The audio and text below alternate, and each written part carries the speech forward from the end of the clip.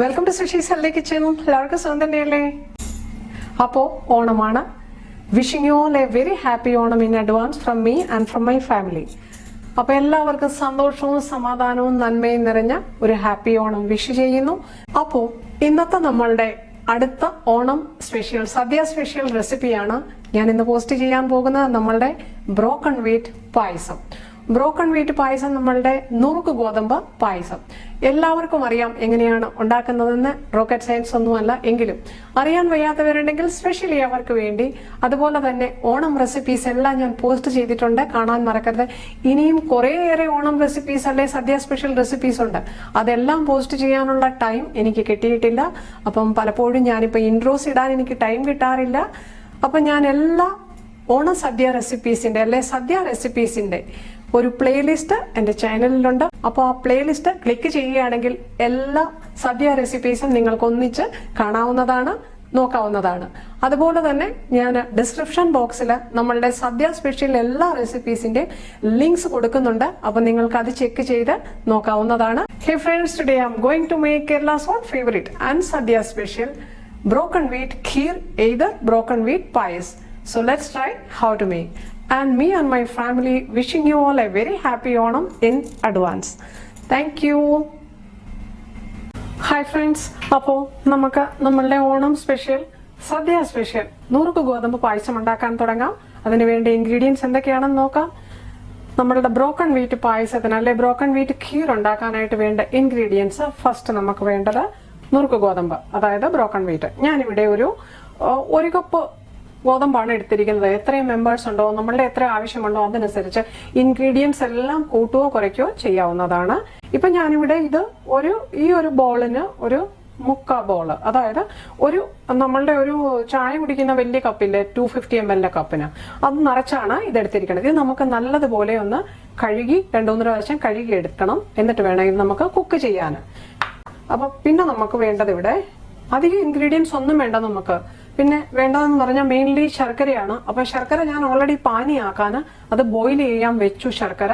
അപ്പം നമ്മളുടെ ആദ്യത്തെ സ്റ്റെപ്പ് ഞാൻ ഓൾറെഡി സ്റ്റാർട്ട് ചെയ്ത് കഴിഞ്ഞു.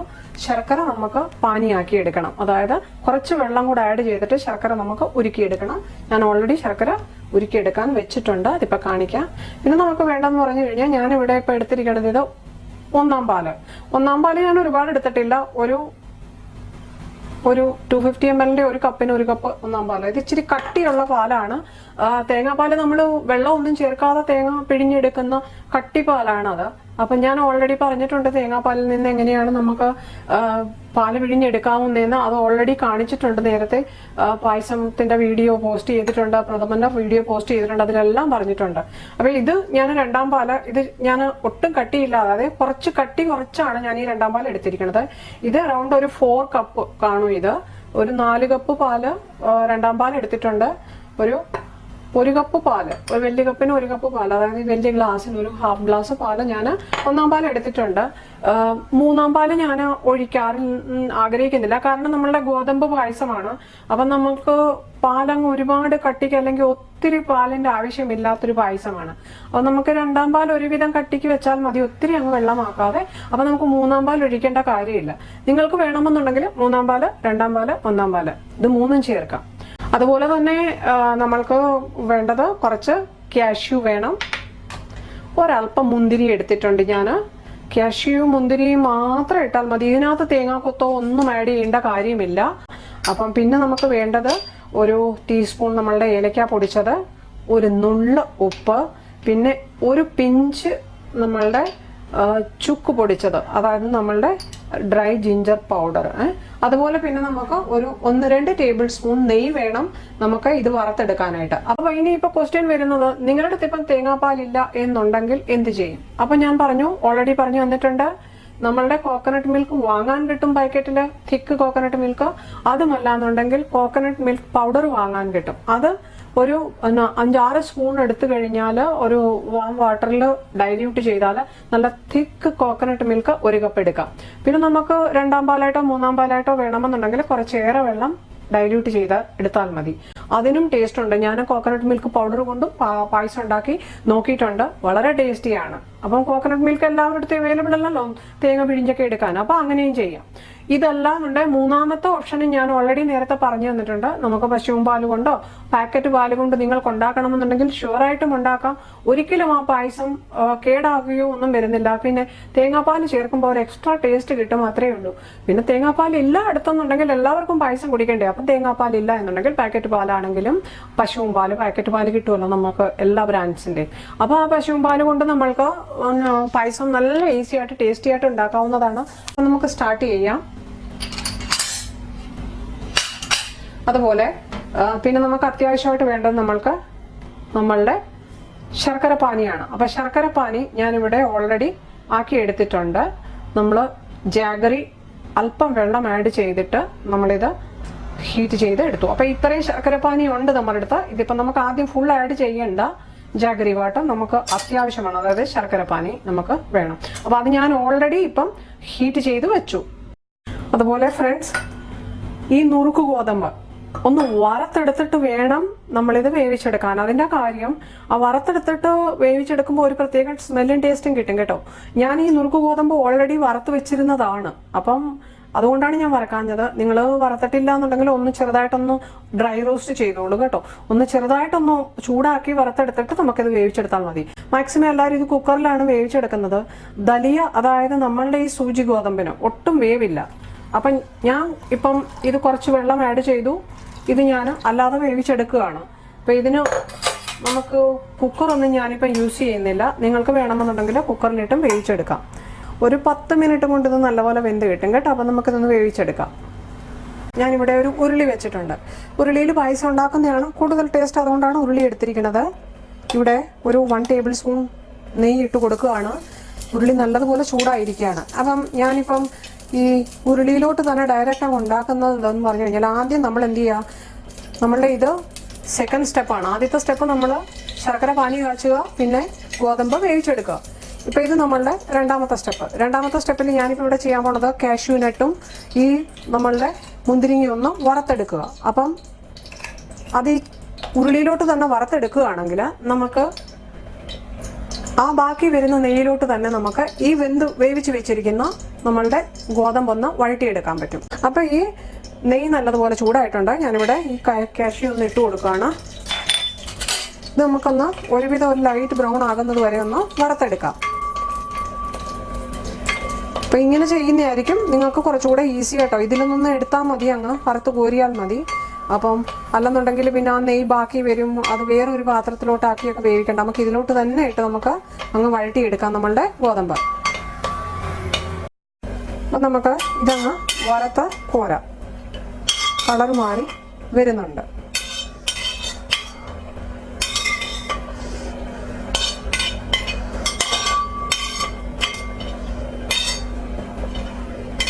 ഒരുപാട് അങ്ങ് ബ്ലാക്ക് ആക്കിയില്ല, ആ കറക്റ്റ് പരുവത്തിന് ഞാൻ എടുത്തു കേട്ടോ.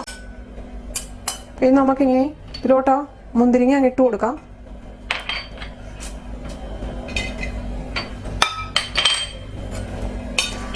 ഇതൊന്ന് ചെറുതായിട്ടൊന്ന് പൊങ്ങി വരും, ഒന്ന് വീർത്ത് വരും, ഒന്ന് ചെറുതായിട്ട്. ആ സമയത്ത് അങ്ങ് എടുക്കണം കേട്ടോ, ഒരുപാട് അങ്ങ് ഇതാക്കരുത്. നിങ്ങൾക്ക് വേണമെന്നുണ്ടെങ്കിൽ മറ്റേ മുന്തിരി യൂസ് ചെയ്യാം കേട്ടോ. 2 മുന്തിരി, ഉണക്ക മുന്തിരിയിൽ യെല്ലോ കളറുള്ള മുന്തിരി ആണെങ്കിലും യൂസ് ചെയ്യാം, ഇതാണെങ്കിലും യൂസ് ചെയ്യാം, കുഴപ്പമില്ല കേട്ടോ. എൻ്റെ അടുത്ത് ഇപ്പം ഈ മുന്തിരി ആയിരുന്നു അവൈലബിൾ ഉള്ളത്, അതാണ് ഞാൻ ഇത് ഇടുന്നത്. അല്ലെങ്കിൽ പിന്നെ ആ യെല്ലോ മുന്തിരി, ഗോൾഡൻ കളറിലുള്ള മുന്തിരി യൂസ് ചെയ്യുന്നതായിരിക്കും നല്ലത്. നമുക്ക് ഇതും അങ്ങ് വറുത്ത് കോരാം. ഇനി ഇതിനകത്ത് കുറച്ച് നെയ്യ് ഉണ്ടാകും നമ്മൾ വറുത്തെടുത്തേ. അപ്പം അതിലോട്ട് നമുക്ക് ഈ നമ്മളുടെ വേവിച്ച് വെച്ചിരിക്കുന്ന ഗോതമ്പ് അങ്ങ് ഇട്ട് കൊടുക്കാം.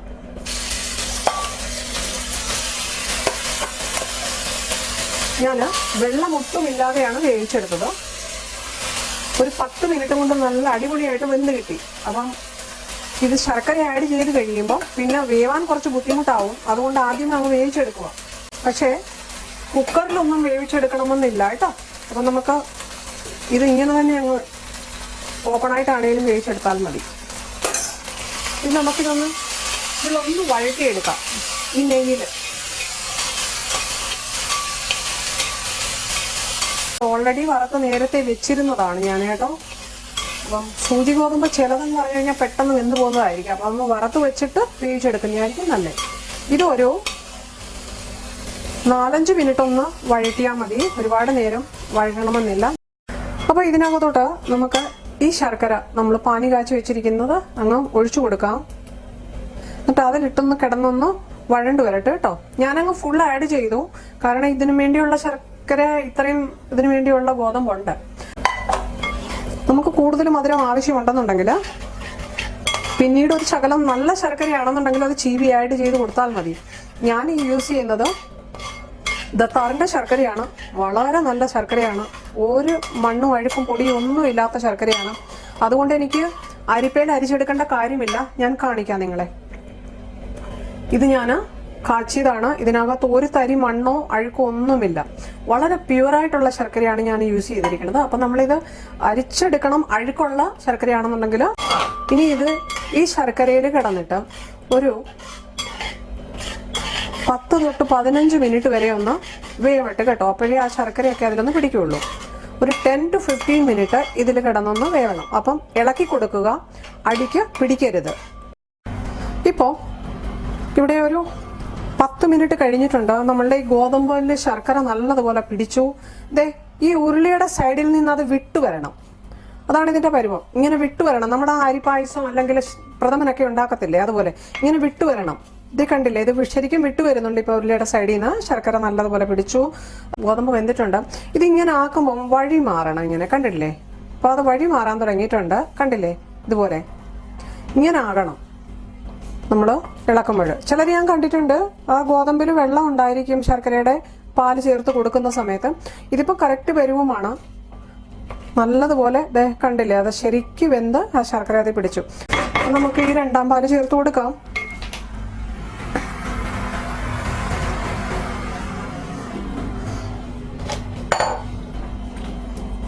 മിക്സ് ചെയ്യുക, നല്ലതുപോലെ ഇളക്കി കൊടുക്കുക. ഇത് തിളയ്ക്കാൻ 2ാം പാൽ ഒഴിച്ചു കഴിഞ്ഞാൽ നമുക്ക് തിളപ്പിക്കാവുന്നതാണ്. പക്ഷെ 1ാം പാൽ ഒഴിച്ചു കഴിഞ്ഞിട്ട് തിളയ്ക്കാൻ പാടില്ല. ഈ 2ാം പാൽ ഒഴിച്ചു കഴിഞ്ഞ് തിളപ്പിക്കുക, കുഴപ്പമില്ല. ഇതൊന്ന് ഇനി കുറുകി വരുന്നത് വരെ നമുക്ക് നല്ലതുപോലെ മിക്സ് ചെയ്യുക.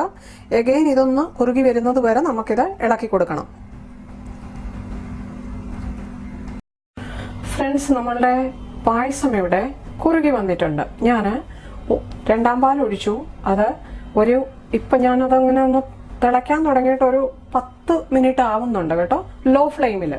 ഒരു 7-8 മിനിറ്റ് കഴിഞ്ഞു ലോ ഫ്ലെയിമിൽ. അറൗണ്ട് ഒരു 10 മിനിറ്റ് ആവാൻ പോണു. അപ്പോൾ അത്രയും മതി. അത് കുറുകി വന്നിട്ടുണ്ട്, നല്ലതുപോലെ കുറുകാൻ തുടങ്ങി. നമുക്കിനി ഇതിലോട്ട് 1ാം പാല് ചേർത്ത് കൊടുക്കാം. ഈ 1ാം പാല് ചേർക്കുന്നതിന് മുന്നേ നമുക്ക് ഇതിനകത്തോട്ട് ഈ ഒരു നുള്ള് ചുക്ക് ഒന്ന് ആഡ് ചെയ്യുക. ആ ചുക്കിന്റെ സ്മെല്ല് എടുത്തറിയരുത്, ഏലക്കായുടെ സ്മെല്ലേ എടുത്തറിയാവൂ. ഇതിനകത്തോട്ട് 1ാം പാല് ആഡ് ചെയ്ത് കൊടുക്കാം. ഞാനിവിടെ കട്ടിയുള്ള പാലാണ് ഈ 1ാം പാല്. ഇപ്പോൾ ഒരു നല്ലൊരു വലിയ കപ്പിന് 1 കപ്പ് പാലുണ്ട് കേട്ടോ, ഒരുപാട് വേണ്ട, ഇത് മതി ധാരാളം. ഈ പായസം കുറച്ച് എന്താ പറയുന്നേ, ലൂസായിട്ടാണ് ഇരിക്കുന്നത്. ബ്രോക്കൺ വീറ്റ് പായസം, നമ്മളുടെ സൂചി ഗോതമ്പ് പായസം കുറച്ച് ലൂസായിട്ടാണ് ഇരിക്കുന്നത്. അപ്പൊ ഇനി ഈ 1ാം പാൽ ഒഴിച്ച് ഇനി തിളയ്ക്കാൻ പാടില്ല, അതാണ് ശ്രദ്ധിക്കേണ്ട കാര്യം. ഒരു 2-3 മിനിറ്റ് കൊണ്ട് ഇതൊന്ന് ചൂടാകും. 1ാം പാൽ ഒഴിച്ചു കഴിഞ്ഞാൽ ഒന്ന് ചൂടാകുകയേ ചെയ്യാവൂ, യാതൊരു കാരണവശാലും തിളയ്ക്കരുത്. തിളച്ചു കഴിഞ്ഞാൽ അത് പിരിയാനുള്ള സാധ്യതയുണ്ട്, അതുകൊണ്ട് തിളപ്പിക്കരുത്. പ്ലസ് ഇതിനകത്തോട്ട് നമ്മളിപ്പം ആഡ് ചെയ്ത് കൊടുക്കാൻ പോണത് ഈ 1 ടീസ്പൂൺ ഏലക്കാപ്പൊടി. ഏലക്കാപ്പൊടി നമുക്ക് ലാസ്റ്റിൽ വേണേലും ആഡ് ചെയ്ത് കൊടുക്കാം, വാങ്ങുന്ന സമയത്ത് വേണേലും ആഡ് ചെയ്ത് കൊടുക്കാം. ഞാനിപ്പോൾ അങ്ങ് ആഡ് ചെയ്തു, കാരണം നമ്മളിപ്പോൾ ഇത് അടച്ചു വെക്കും. ഏലക്കാപ്പൊടി ആഡ് ചെയ്തതെന്ന് പറഞ്ഞു കഴിഞ്ഞാൽ അതിൽ ആ സ്മെല്ലൊക്കെ ഒന്ന് പിടിച്ച ഗോതമ്പിലും എല്ലാ സ്മെല്ലൊന്ന് പിടിച്ചൊന്ന് ചൂടാകട്ടെ നല്ലതുപോലെ. അപ്പം ഇനി ഇതിനകത്തോട്ട് എന്താണ് ചെയ്യേണ്ടതെന്ന് പറഞ്ഞു കഴിഞ്ഞാൽ ഒരു നുള്ള ഉപ്പൊന്ന് ആഡ് ചെയ്ത് കൊടുക്കുക. നിങ്ങളോർക്കും പായസത്തിൽ ഉപ്പാണ്, നമ്മൾ ഈ മധുരം ശർക്കര കൊണ്ടൊക്കെയുള്ള മധുരം കൊണ്ടുള്ള പായസം എപ്പോൾ ഉണ്ടാക്കിയാലും അതിൻ്റെ ടേസ്റ്റ് അഡ്ജസ്റ്റ് ചെയ്യാനായിട്ട് ഒരു നുള്ള ഉപ്പ് ഇട്ട് കൊടുക്കുന്നത് നല്ലതാണ്. എങ്കിലേ അതിൻ്റെ ആ യഥാർത്ഥ ടേസ്റ്റ് കിട്ടുകയുള്ളൂ കേട്ടോ. അപ്പോൾ നമ്മുടെ കൈയും കൊണ്ട് ഒരു നുള്ളു ഉപ്പൊന്ന് ആഡ് ചെയ്ത് കൊടുത്താൽ മതി കേട്ടോ, ഒരുപാട് ഉപ്പ് ആഡ് ചെയ്യരുത്. കശുവണ്ടി ഇല്ല വറുത്തിടാനെന്നുണ്ടെങ്കിൽ കുഴപ്പമില്ല, ഇതിങ്ങനെ തന്നെ എടുക്കാം. നമ്മളുടെ മുന്തിരിങ്ങ മാത്രം ചേർത്താലും മതി. നിങ്ങൾക്ക് തേങ്ങാക്കൊത്ത് വറുത്തതാണ് ചേർക്കാൻ പറ്റുന്നതെന്നുണ്ടെങ്കിൽ, അല്ലെ അതാണ് ഇഷ്ടമെന്നുണ്ടെങ്കിൽ തേങ്ങാക്കൊത്ത് വറുത്തത് ചേർത്തോളൂ. നമ്മളുടെ ഈ പായസം ഇവിടെ കുറുകിയിട്ടുണ്ട്, നല്ലതുപോലെ ഒന്ന് ചൂടായിട്ടുണ്ട്. ഇനി നമ്മൾ ഈ ഡ്രൈ ഫ്രൂട്ട്സ് വറുത്തതങ്ങ് ഇട്ട് കൊടുക്കാം. ഭയങ്കര ടേസ്റ്റാണ് ഈ പായസത്തിന്. എനിക്ക് ഭയങ്കര ഇഷ്ടമാണ് സൂചി ഗോതമ്പ് കൊണ്ടുള്ള പായസം. എല്ലാവർക്കും ഇഷ്ടം പായസം ഇഷ്ടമല്ലാത്ത ആർക്കും. എനിക്ക് ഏറ്റവും കൂടുതൽ നമ്മളുടെ ഡിഷുകളിൽ ഏറ്റവും കൂടുതൽ ഇഷ്ടമുള്ള ഒന്നാണ് അടപ്രഥമന്, പിന്നെ അരി കൊണ്ടുള്ള പായസം, ഈ പായസമൊക്കെ. അപ്പം ഇവിടെ ഞാൻ ഗ്യാസ് ഓഫ് ചെയ്തു. നമ്മളുടെ ഈ പായസം നല്ലതുപോലെ കുറുകി വന്നിട്ടുണ്ട്. ഇത് ഇരുന്ന് കഴിഞ്ഞിട്ട് ഒരല്പം കൂടെ കട്ടിയാവും. ഇൻ കേസ് നിങ്ങളുടെ പായസം ഒരുപാട് കട്ടിയാകുകയാണ് എന്ന് തോന്നിയാൽ നമുക്ക് കുറച്ച് എന്താ പറയുന്നത് കോക്കനട്ട് മിൽക്കോ എന്തെങ്കിലും പൗഡർ ഇരിപ്പുണ്ടെന്നുണ്ടെങ്കിൽ, അല്ലെന്നുണ്ടെങ്കിൽ പാല് ഒരല്പം വെള്ളത്തിൽ ഡൈല്യൂട്ട് ചെയ്തിട്ട് അത് ചേർക്കാവുന്നതാണ്. നമ്മളുടെ പായസം ഇവിടെ അപ്പം റെഡി ആയിട്ടുണ്ട്. പായസത്തിന്റെ പരിപാടിയെല്ലാം കഴിഞ്ഞു. അപ്പം നമുക്കിതൊരു 2 മിനിറ്റ് ഇനി അടച്ചു വെക്കണം. നമുക്കൊരു 2-3 മിനിറ്റ് കഴിഞ്ഞിട്ടേ ഇത് തുറക്കാവൂ. Okay, tasty delicious. അപ്പം നമുക്ക് നമ്മളുടെ പായസം സെർവിങ് ബൗളിലോട്ട് മാറ്റാവുന്നതാണ്. വളരെ ടേസ്റ്റിയും ഡിലീഷ്യസുമാണ്. എല്ലാവരും ഉണ്ടാക്കി നോക്കുക.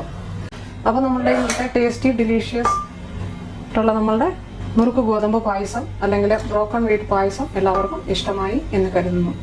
Hope you all like today's easy and simple, very tasty, delicious Sadya special broken wheat payas, either broken wheat kheer. Thank you so much for watching. അപ്പം മറക്കാതെ എല്ലാവരും ഉണ്ടാക്കി നോക്കുക. സദ്യ സ്പെഷ്യൽ റെസിപ്പീസിൻ്റെ എല്ലാ ലിങ്ക്സും ഞാൻ ഡിസ്ക്രിപ്ഷൻ ബോക്സിൽ കൊടുത്തിട്ടുണ്ട്. അപ്പോൾ അത് മറക്കാതെ വാച്ച് ചെയ്യുക. അതുമല്ലെന്നുണ്ടെങ്കിൽ എൻ്റെ യൂട്യൂബ് ചാനലിൽ പോയി ചെക്ക് ചെയ്താൽ മതി. പ്ലേലിസ്റ്റിൽ ഞാൻ സദ്യ സ്പെഷ്യൽ റെസിപ്പീസ് എല്ലാം കൊടുത്തിട്ടുണ്ട്. അപ്പോൾ അതിനകത്തുനിന്ന് ചെക്ക് ചെയ്ത് ഈസിയായിട്ട് എടുക്കാവുന്നതാണ്. അപ്പോൾ ഇതിൻ്റെ ലിങ്ക്സ് ഞാൻ താഴെ കൊടുത്തിട്ടുണ്ടാവും. അപ്പോൾ എല്ലാവരും മറക്കാതെ കാണുക. സദ്യ സ്പെഷ്യൽ ഓൾ റെസിപ്പീസ് ഉണ്ടാക്കി നോക്കുക, വീഡിയോസ് കാണുക. നിങ്ങളുടെ വിലയേറിയ കമൻസുകൾ കമൻസ് ബോക്സിൽ തരിക. Keep subscribing and keep supporting. നിങ്ങളുടെ വിലയേറിയ വ്യൂസും സബ്സ്ക്രിപ്ഷൻസുമാണ് ആവശ്യം. Thank you so much for watching.